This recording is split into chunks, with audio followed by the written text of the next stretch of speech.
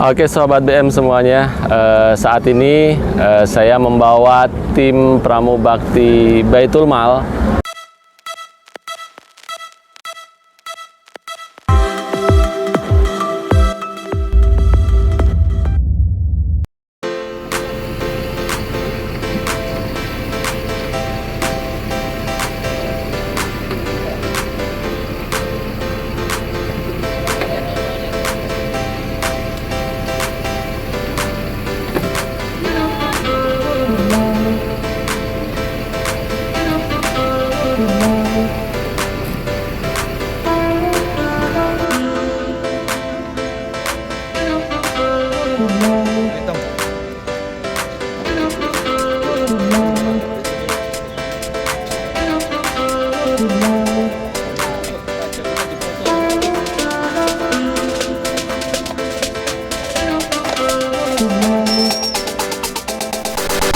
Hari ini kita akan mengunjungi Monas.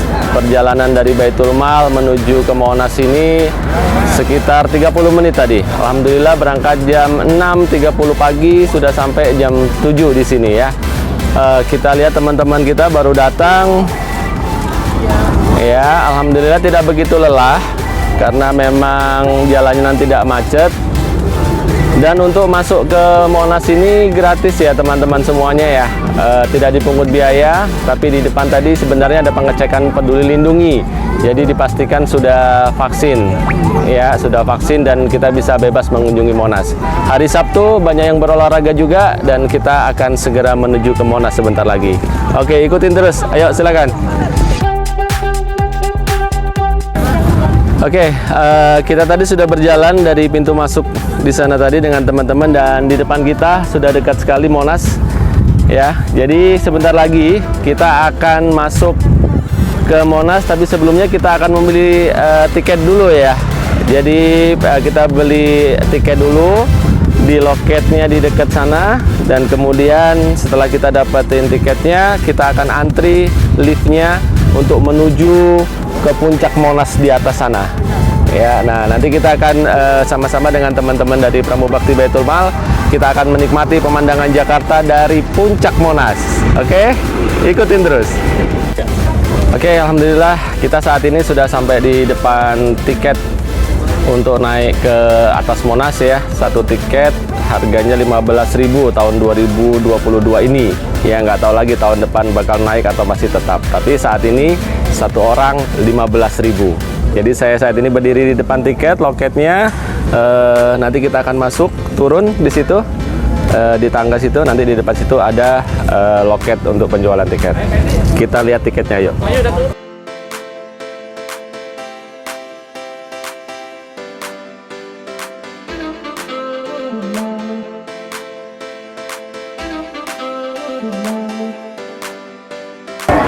Jalanan Monas, jadi tempat orang-orang olahraga sedang di atas kita nih. Kita ada di bawah tanahnya. Nah, ini lorongnya. Kurang lebih ya 15 meter, tidak begitu jauh. Tempatnya terang walaupun di bawah terowongan sudah dilengkapi dengan lampu-lampu, dan yang terpenting lagi sekali lagi tadi ada AC di sini. Jadi suasananya sejuk ya, tidak panas.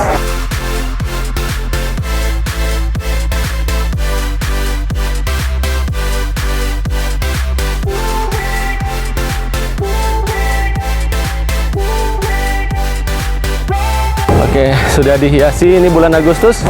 Sudah mulai Monas dihiasi dengan bendera putih. Sudah bulan Agustus. Udah ngos-ngosan ini teman-teman, doain olahraganya ya. Jadi Monas sudah dihiasi dengan bendera merah putih karena ini masih bulan Agustus. Oke, kita saat ini masih dalam antrian ya. Sudah hampir 2 menit kita menunggu. Kalau melihat dari arahnya, di atas itu kita sedang menuju puncak, cawan juga di atas, ruang kemerdekaan, langsung belok ke kiri ya. Saat ini kita ada di dalam cawan nih ya. Nah, nanti museum-museum ada di sekitar kita nih. Nanti kita bisa keliling untuk melihat museum-museumnya. Oke, kita saat ini sedang naik. Yang lainnya terus bergerak. Saya mau pinjam satu orang. Buat saya Yang lainnya terus bergerak. Sama senior di Baitul Mal nih, Pak Farul ya. Pak Farul, kita mau nanya, sudah pernah kesini sebelumnya? sudah Pak. Oh, sudah pernah guys. Saya yang belum pernah malahan. Gimana terusan? Sudah pernah naik ke atas juga? Naik ke atas belum pernah. Terbang ke sini. Oh, naik ke atas juga belum pernah. Tapi setahu saya ada teropong di atas. Ya, setahu Pak Farul ada teropong di atas. Sampai di sini tempat ini udah pernah? Nah, kalau di kemerdekaannya udah pernah lihat museum kemerdekaan. Kalau kemarinnya belum, kemarinnya tutup mulu. Oh, baru yang pertama kali ini juga ternyata ya. Jadi kita akan nikmati pemandangan Monas dari atas ya sebentar lagi. Alhamdulillah ini bisa naik karena Baitul Mal ngasih kegiatan. Tadi atas bintang deket ya. Iya. Gimana perasaannya dengan kegiatan kita hari ini? Senang aja Pak. Senang aja ya, karena kita akan melihat museum perjuangan juga yang bersejarah juga, terutama untuk Jakarta ya dan Indonesia. Oke, kita saat ini sudah dalam lift, kapasitas 800 kg ya, berarti itu kurang lebih harusnya 8 orang. Tapi kalau ada yang lebih dari 100 gram, berarti harus turun ya. Ini kita saat ini diisi, ya pas lah 8 ya.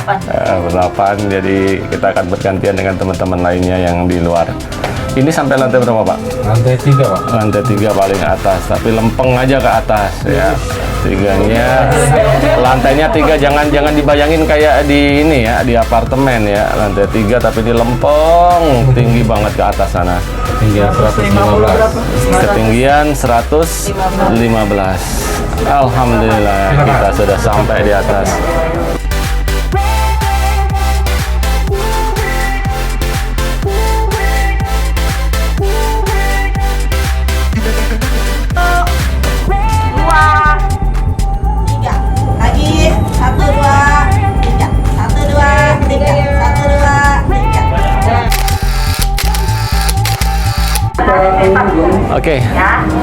Oke, saat ini kita sudah ada di ketinggian 115 meter ya. Kita sudah ada di puncak Monas.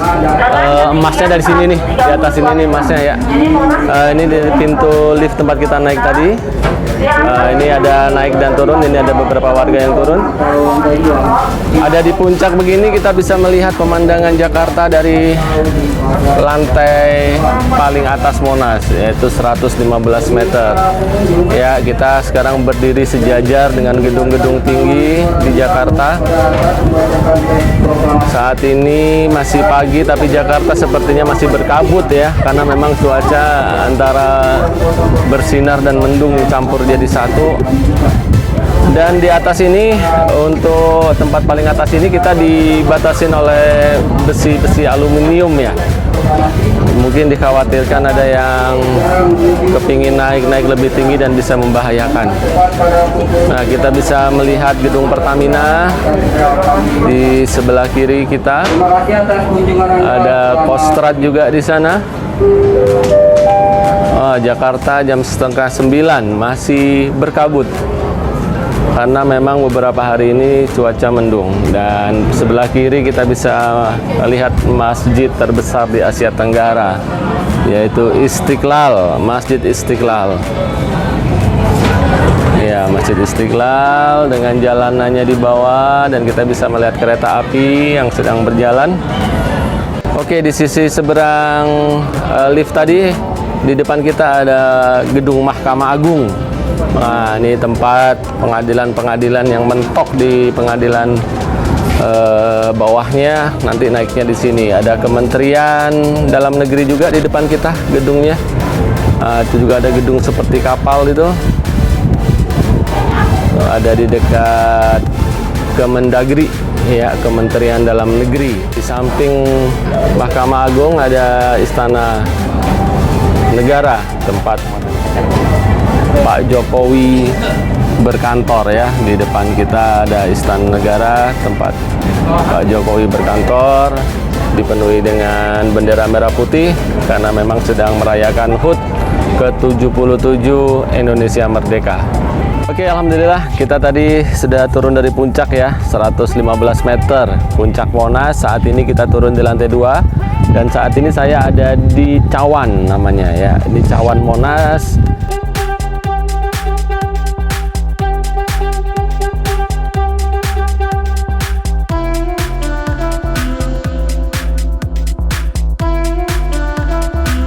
Oke, kita saat ini menuju ke ruang kemerdekaan ya. Ruang kemerdekaan kita sudah masuk ke dalam. Di sini ada gambar peta irisan tegak Tugu Monas. Nah, di sini kita bisa melihat ada wilayah-wilayah apa aja dan kemudian jarak-jaraknya juga ada di sini ya. Nah, ada beberapa plakat juga di sekitar kiri kanannya, hasil kunjungan dari beberapa lembaga negara yang kemudian diabadikan di sini. Tahun dari 61 ke 67 itu 6 tahun. Selama 6 tahun pembangunan Monas menghabiskan dana 7 miliar zaman itu. Zaman dulu harga emas 1 gramnya masih 350 perak. Sekarang 1 gramnya sudah 1 juta, harga emas 24 karat. Betul, Bu? Nah, di paling ujung Monas itu ada yang namanya lidah api. Lidah api kalau orang-orang tahu terbuatnya dari emas semua, aslinya tidak.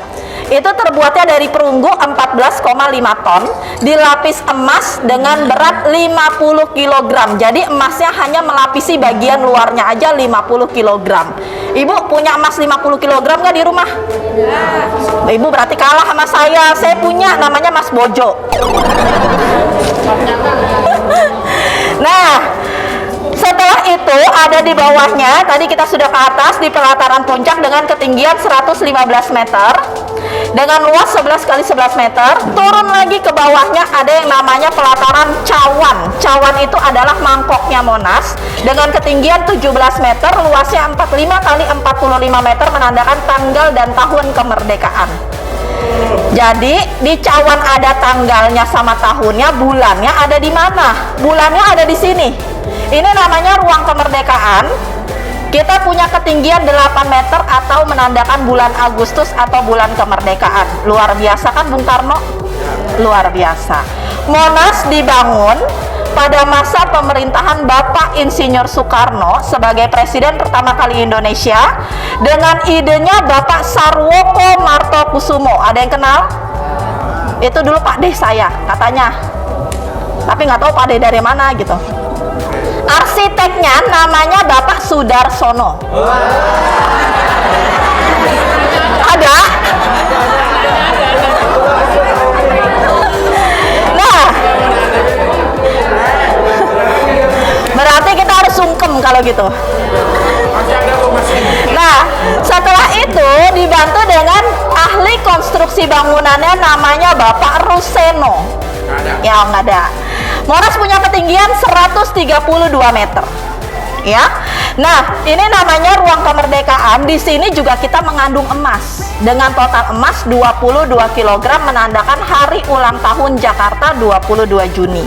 Yang mengandung emas ada apa aja? Kita ada 4 sisi. 1 2 3 4. Ini juga sisinya ini menggambarkan bentuknya kubus dan berwarna hitam untuk marmernya, menyimbolkan seperti Ka'bah. Karena Bapak Soekarno selain orangnya nasionalisme, beliau juga orangnya religius, menginginkan bahwa Monas ini menjadi kiblatnya bangsa Indonesia, bukan kiblat sholat, tapi maksudnya biar kalau melihat Monas, oh iya, ingat jasa para pahlawan, ingat sebagai lambang kemerdekaan Indonesia.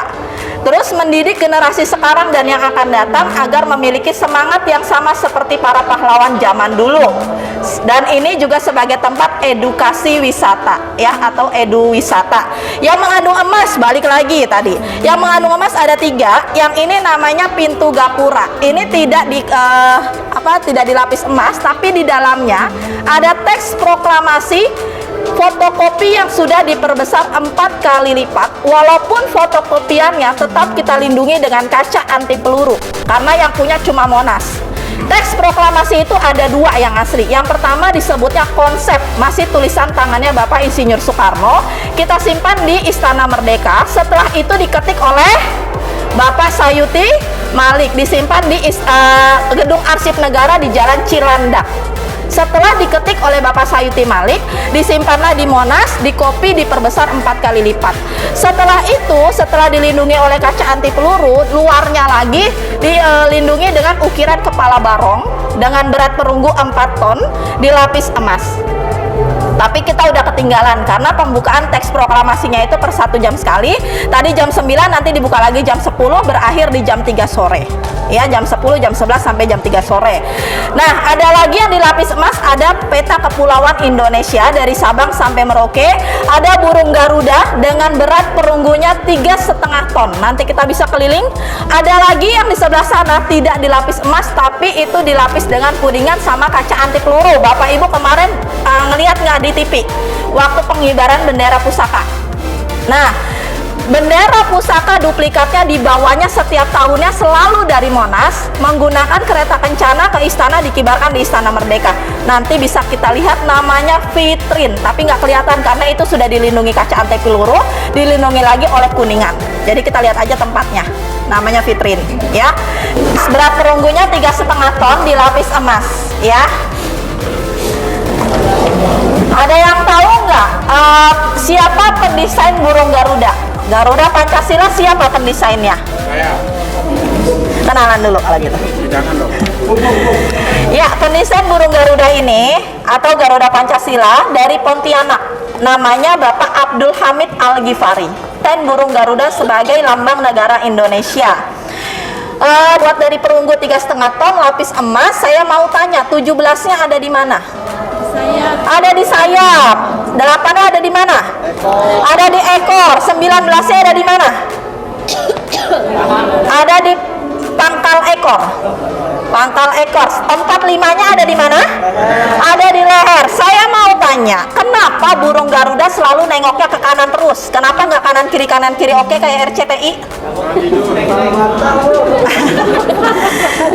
Kalau kita makan pakai tangan, kalau memberi sesuatu ke orang harus dengan tangan. Jadi kanan itu melambangkan kebaikan sama kebenaran, agar bangsa Indonesia ke depannya selalu berbuat dalam kebenaran dan kebaikan ya. Lambang Pancasila, sila pertama lambangnya bintang, sila kedua lambangnya rantai, sila ketiga lambangnya pohon beringin, sila keempat lambangnya kepala banteng, sila kelima lambangnya padi dan kapas. Tepuk tangan buat saya sendiri. Nah, saya mau tanya lagi, ada gambar bintang, di kanan kiri ada garis hitam ya, itu bukan sembarang garis, menandakan apa? Bahwa Indonesia dilalui garis katulis ya, itu Bhinneka Tunggal Ika, walaupun berbeda-beda tetapi tetap satu jua. Kalau nggak tahu artinya kebangetan ya. Silakan bergeser ke sini. Dulu waktu Monas dibangun, kita masih dengan 27 provinsi. Makanya tadi saya ajak tuh, dari mulai beli tiket, masuk ke terowongan, keluar. Nah, tadi kan langsung saya nggak bawa ke museum, langsung saya bawa ke atas. Itu kan naik tangga banyak tuh. Itu disebutnya tangga provinsi, karena itu ada 27 provinsi. Waktu Monas dibangun masih 27 provinsi. Kalau sekarang udah berapa provinsi? 37, betul. Udah ada tambahan 3 lagi. Masyarakat Indonesia Purba dari tahun 3000 sampai 2000 sebelum Masehi. Masyarakat Indonesia Purba pada zaman Megalitikum atau zaman batu, zaman itu belum memiliki pakaian kayak kita. Pakaiannya masih dari kulit kayu dan kulit hewan. Ya, selanjutnya bergeser. Bandar Sriwijaya. Bandar Sriwijaya ini pertukaran dagang atau barter perdagangan. Zaman dulu kita belum punya yang namanya mata uang. Jadi kalau mau punya sesuatu atau beli sesuatu dengan sistem barter atau sistem tukar. India punya pakaian ditukar dengan Cina yang punya obat-obatan, ditukar lagi dengan Indonesia yang punya rempah-rempah. Dari sinilah kita bisa mempunyai pakaian dan obat-obatan. Selanjutnya, Candi Borobudur. Ibu udah pernah ke Candi Borobudur belum, Bapak? Nah, ini pada zaman Raja Samaratungga dari keluarga Raja Sailendra, dengan adanya sistem gotong royong membangun candi, yang dimana sekaligus masuknya agama Buddha pertama kali ke Indonesia. Selanjutnya, Waringin Sabta. Bendungan Waringin Sabta ini tentang Raja Airlangga ya, tentang pajak. Jadi dulu kalau bayar pajak juga bukan pakai uang, tapi siapa yang tidak mau bergotong royong membangun bendungan, maka dia berkewajiban membayarkan hasil panennya untuk rajanya. Silakan.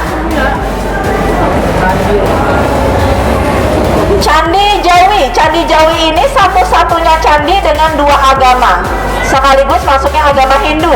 Di atas menyimbolkan agama Buddha, di tengah-tengah menyimbolkan agama Hindu, dan di sini terlihat agama Hindu dengan Buddha sedang melakukan beribadah secara bersama-sama untuk mewujudkan rasa persatuan walaupun berbeda agama, adanya di Pandaan, Jawa Timur. Sumpah palapa ini oleh Gajah Mada. Gajah Mada bersumpah tidak akan memakan buah palapa sebelum Nusantara rakyatnya hidup rukun dan damai. Selanjutnya, armada perang Majapahit yang ditandai dengan datangnya armada dari Cina. Ini masih perebutan wilayah perdagangan, jadi belum perang dengan VOC, tapi masih perebutan wilayah perdagangan karena Cina mau merebut Indonesia karena Indonesia kaya akan rempah-rempahnya. Selanjutnya, utusan Cina ke Majapahit ditandai dengan datangnya raja dari Cina namanya Laksamana Cheng Ho, disambut oleh raja kita yang namanya Raja Wikramawardhana. Dari sini kita mengenal yang namanya tradisi oleh-oleh atau cindramata atau souvenir. Jadi kalau kita main ke negara lain, kita harus membawa cindramata, begitu juga pula sebaliknya. Contoh kecilnya, kalau kita berkunjung ke rumah saudara harus membawa oleh-oleh. Itu belajarnya dari Laksamana Cheng Ho. Selanjutnya, ini peranan pesantren pertama kali di Indonesia, sekaligus masuknya agama Islam pertama kali di Indonesia sebagai agama ketiga yang masuk, ya. Atau kita mengenalnya dengan Wali Songo atau 9 wali. Selanjutnya, pertempuran pembentukan Jayakarta yang dipimpin oleh Raden Fathahilah, sekaligus hari lahirnya kota Jakarta, ulang tahun Jakarta 22 Juni 1527. Selanjutnya, armada dagang Bugis. Ini juga masih perebutan wilayah perdagangan, tapi melalui perairan, karena mereka tahu bahwa Indonesia kaya akan budidaya laut. Ada di dalam lautnya juga kita kaya, jadi mau direbut juga, ya. Perang Makassar ini sudah masuk ke VOC atau Belanda masuk ke Indonesia dengan cara mengadu domba. Jadi ini dengan perang saudara, Belanda sudah mencuci otaknya orang Tidore agar berantem sendiri, perang sendiri dengan saudaranya sendiri orang Makassar, dan disinilah Sultan Hasanuddin tewas di depan benteng Sumba Opu Makassar. Nah, Belanda menjajah Indonesia 350 tahun, tapi kalau kita masukkan ke sini semua kan nggak muat.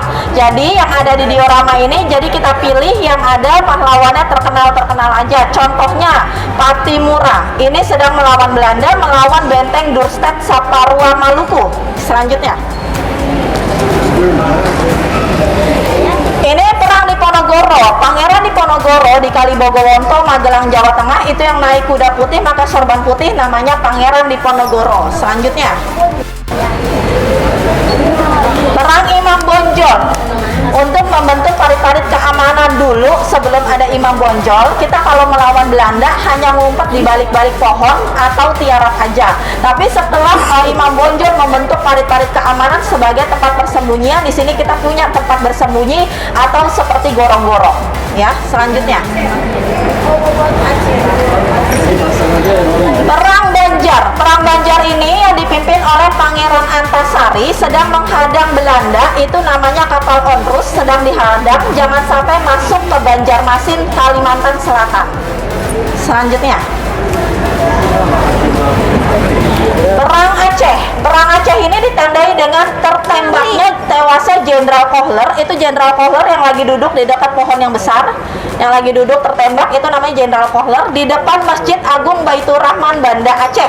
Kalau Bapak Ibu tahu, ada waktu itu tsunami, ada satu masjid yang nggak gugur, yang nggak runtuh. Masjidnya sudah ada dari tahun 1800-an. Namanya Baitur Rahman, Banda Aceh.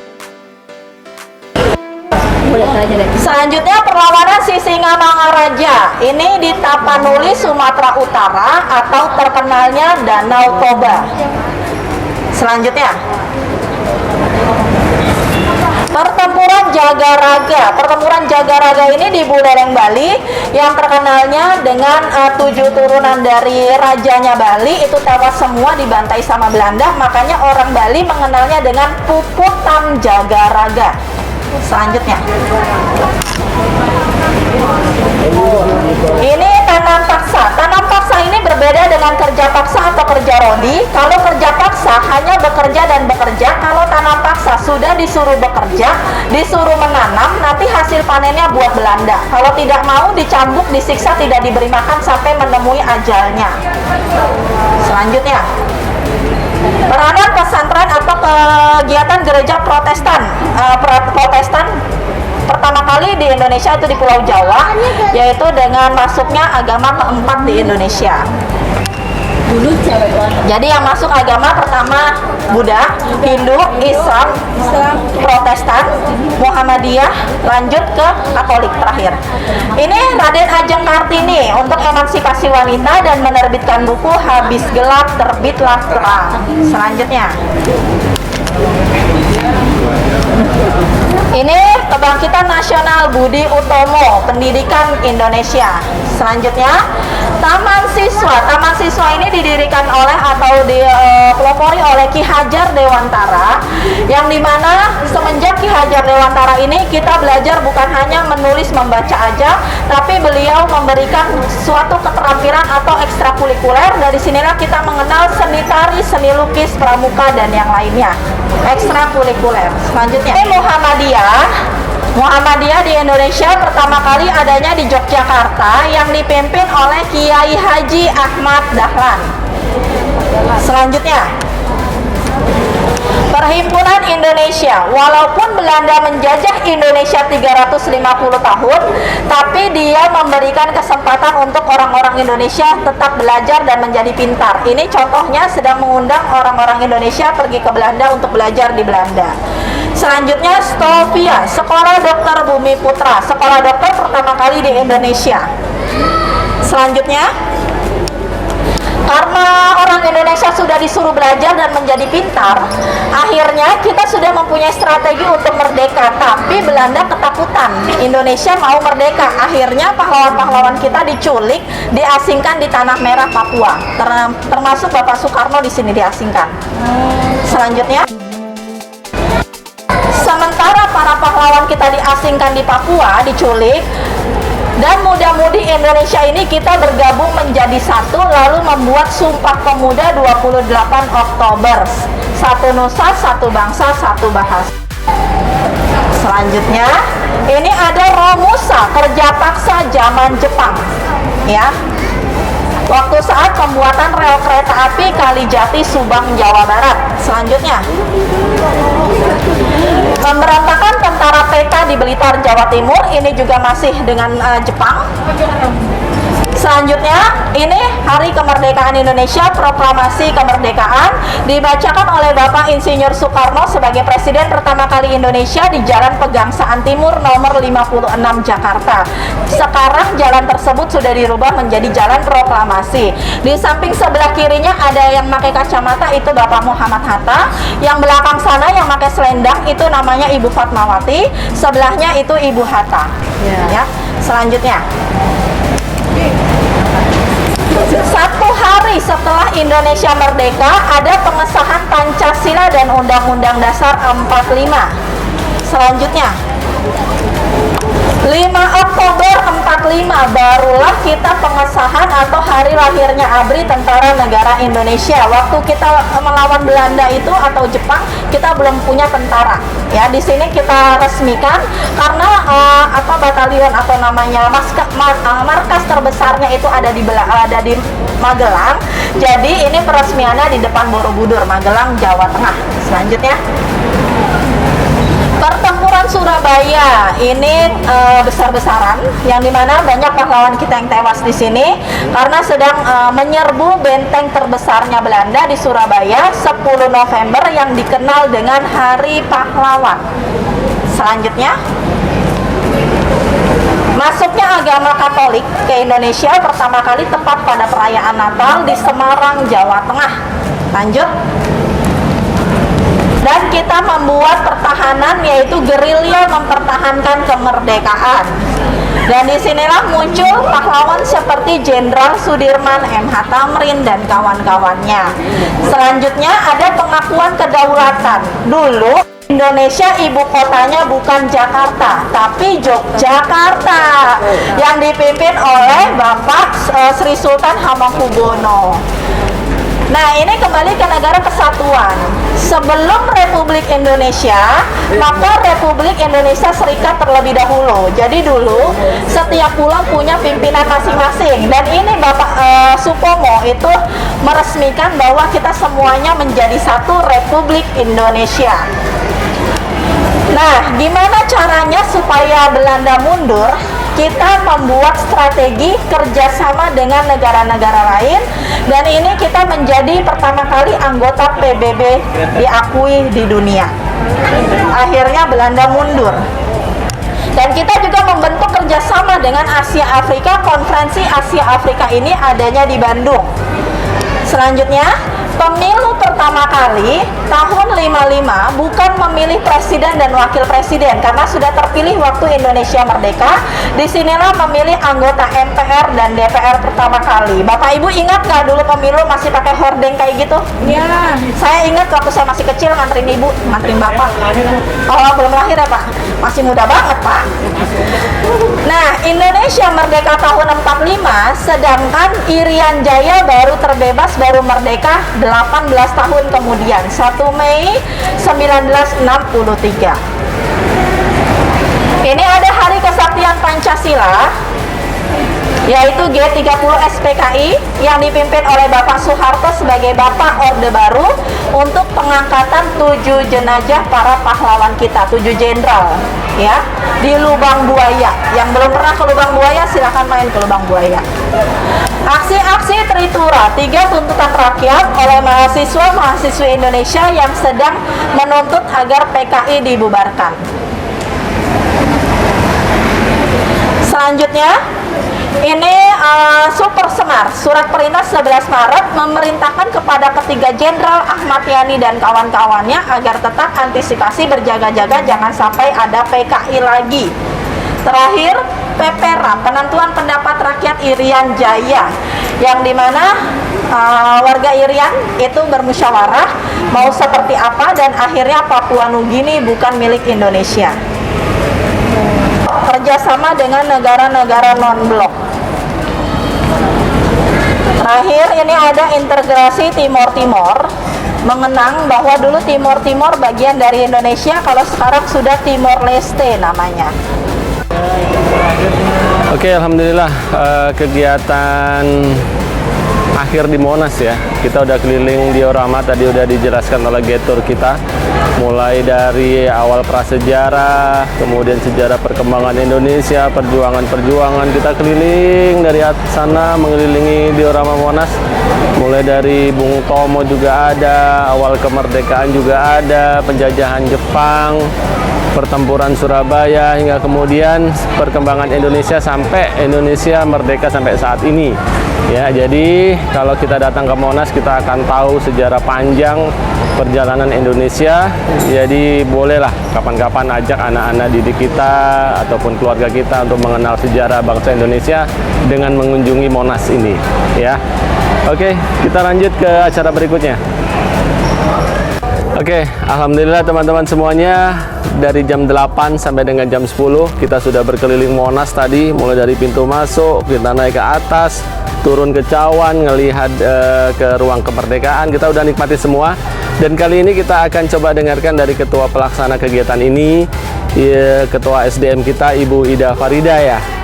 Bu Ida, apa sih tujuannya dilaksanakan kegiatan ini untuk para pramubakti? Iya, yang ikut kali ini tidak hanya pramubakti Pak Ajis, ada tim konveksi, ada BM3, ada juga dari SMP Mandiri. Oh iya, SMP Mandiri ya. Kurang lebih ada sekitar 50 tim catering. Kurang lebih ada 53 ya yang ikut rombongan bersama Baitul Mal pada pagi hari ini. Tujuan kita di sini ingin memberikan wawasan kebangsaan kepada mereka, ya. Bagaimana? Iya, menumbuhkan rasa kecintaan terhadap bangsa Indonesia, sejarah perjuangan ini kan dalam rangka kemerdekaan ya, Pak Ajis betul, ya, bulan gitu. Jadi Agustus kita nih. isi betul dengan bagaimana mereka juga ikut ikut merasakan bagaimana perjuangan para pahlawan kita ya. seperti itu gitu. Dan yang kedua menambah mempererat ukhuwah di antara karyawan Baitul Mal. Iya, biar Seperti saling itu. tambah kenal ya Bu ya. Betul Iya, sekali. saya lihat tadi juga mulai berkelompok, mulai Iya, mengenal. kita campur kelompoknya tadi ya. dari berbagai divisi supaya mereka lebih kuat lagi ukhuwahnya. Oke, baik, terima kasih banyak Bu Ida. Semoga tadi yang diharapkan oleh Bu Ida tercapai, dan insya Allah Amin. memang tercapai. Tadi udah mulai berkelompok Mereka dan senang sekali, mereka Pak mulai Ajis. berdiskusi ya. Jadi pengalaman pertama mereka luar biasa. Iya, Tapi sampai beberapa ke puncak sudah ya. sih. Sampai ke puncak. Ya, background kita Monas luar Ya. biasa, diselimuti oleh mendung saat ini ya. Ya, alhamdulillah. Oke, terima kasih banyak Bu Ida. Oke, Semoga sama-sama. sukses acaranya. Amin. Ya. Indonesia boleh lebih cepat, bangkit lebih kuat, merdeka, Baitul Mal mendunia.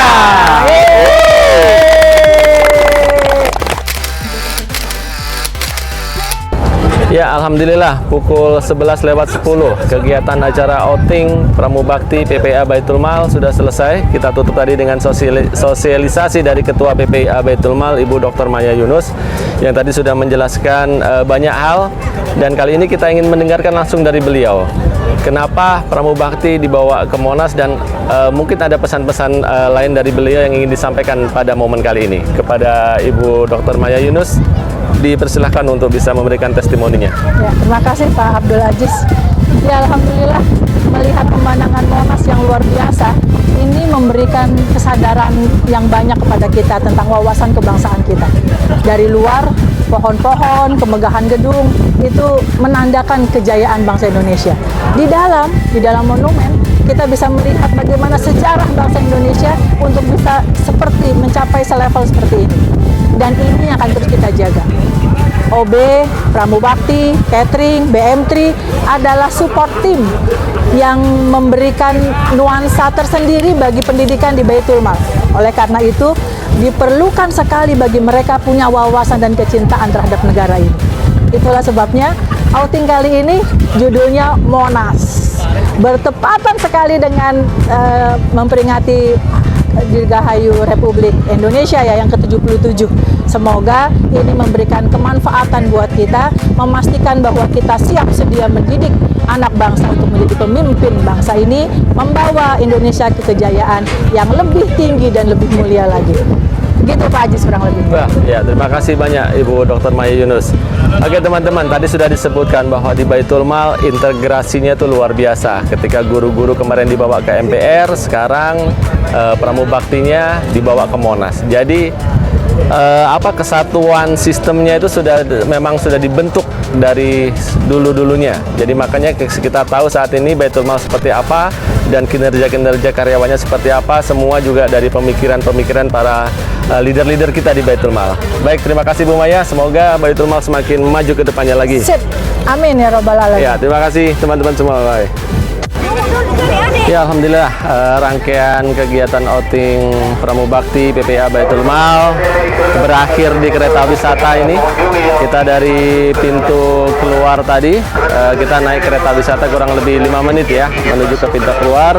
Dan alhamdulillah seluruh Pramubakti sudah selesai, sudah keluar semua duluan. Kita di rombongan terakhir naik kereta wisata, dan insya Allah dengan selesainya kegiatan kita naik kereta wisata keliling Monas ini berakhir pula laporan untuk kegiatan outing Pramubakti PPA Baitul Mal tahun 2022.